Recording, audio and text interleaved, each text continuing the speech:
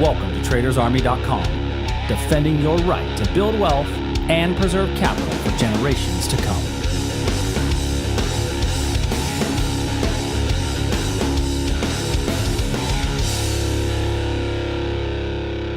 Good morning, everybody, and welcome to today's edition of the Daily Market Commentary. I'm your host, Chuck Fulkerson. Hope you've all had an absolutely amazing trading day yesterday as we are about to get rolling. Do a pretty short one today. I apologize for the sound. I'm traveling and recording actually from the airport, the United Club Lounge, where they got rid of all my little quiet workspaces. So I apologize if it's a little bit loud. Let's go ahead and dive right in. So in the S&P, we're up a little bit this morning, but yesterday we had talked about a potential for a breakout above this blue line. Now, we were looking at that blue line as a potential breakout, and that's what we got. We broke out above 28.65, went up just a little bit above there, but the upward momentum was stalled a bit. And that stalling of the upward momentum was due to the fact that we came into what we talked about yesterday. Could have been a bit of a bull trap, right? So we had this bull trap in the NASDAQ. Now that bull trap in the NASDAQ price hit that level, and we didn't really get a strong move off of that bull trap area. So what I'm going to do now with that level is I'm going to remove that level because we are kind of continuing the run higher. And this is actually another opportunity for another leg up. So if you're still long this S&P position, I think it's okay to just, move your stop up to right underneath this area of overnight basing. If you are not still long this position, maybe you got out, I think you got another chance to get back in on the next leg to the upside. I think 2881, this area of supply is still very much in play. Now, if indeed we get a bit of a pullback today, I would take a look at this area here for our pullback opportunity. If price comes back into this region, now your stop would have to be below the pivot, obviously. But 28.55 by 28.60 does look for a decent pullback opportunity. The NASDAQ certainly has been a little bit weaker than the S&P over the last couple of days.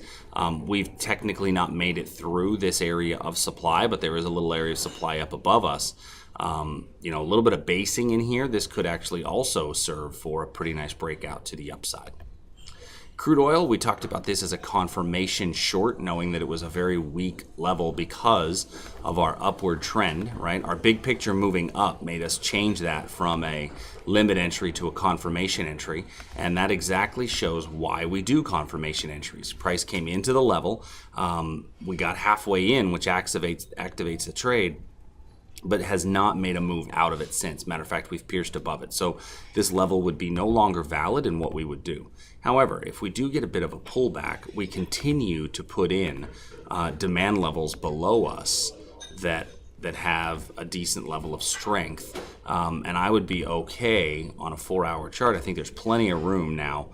There's basically, all this noise over here, all this chop wiped out a lot of order flow. I think there's clear room for it to make it up to 65. So I think a good play for those of you that trade options on futures is to look at a crude oil futures trade, crude oil options position, because as we've marched up, there's been a nice continual run higher. If we get a little bit of a pullback, I will gladly take a long position in oil to kind of take this next leg higher.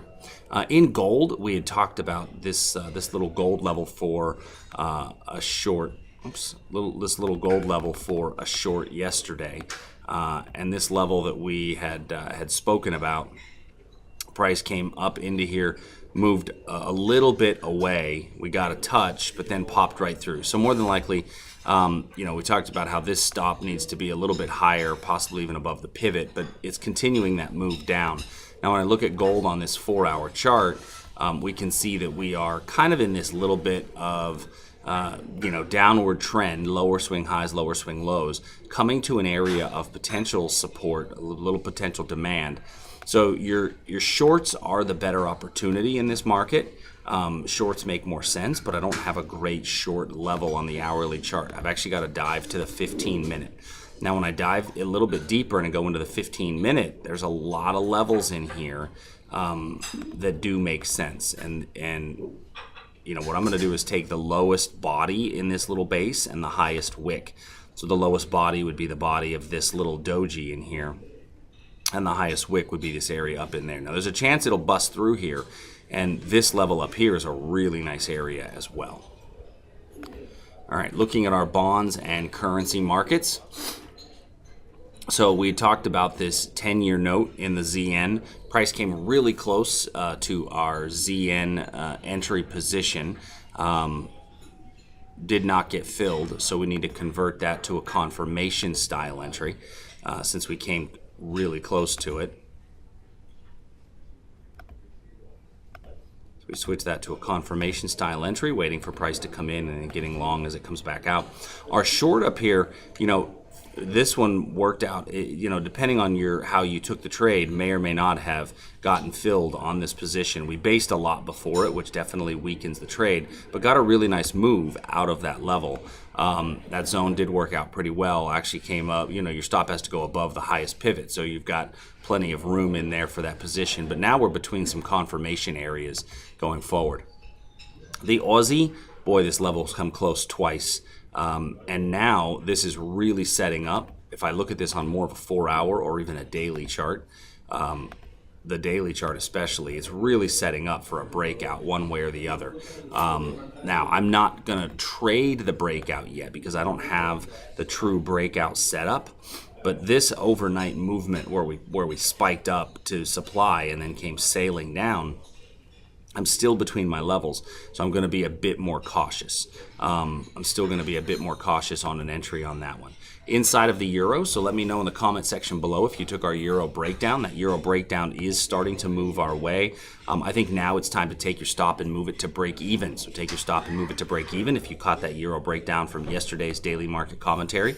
And then the Canadian level, we got our move into the level, and then we got some move away. But if you use your 6 candlestick rule, right? 1, 2, 3, 4, 5, 6. That would tell you to take your stop and move it to break even. So you may still be in the trade. If you're in the trade, I would be a little cautious, but at the very least have your stop move to break even based on our 6 candle rule. Last but certainly not least, Great British Pound and Japanese Yen. So taking a look at the Great British Pound, we talked about the breakout. The breakout yesterday in the daily market commentary definitely did occur on the triangle. Went to the next level and even a bit higher. And then in the overnight hours, we came down again hard and set up a future level. So the level that we set up is now this area here going forward. So 3166 by 3194 was set up and put in play.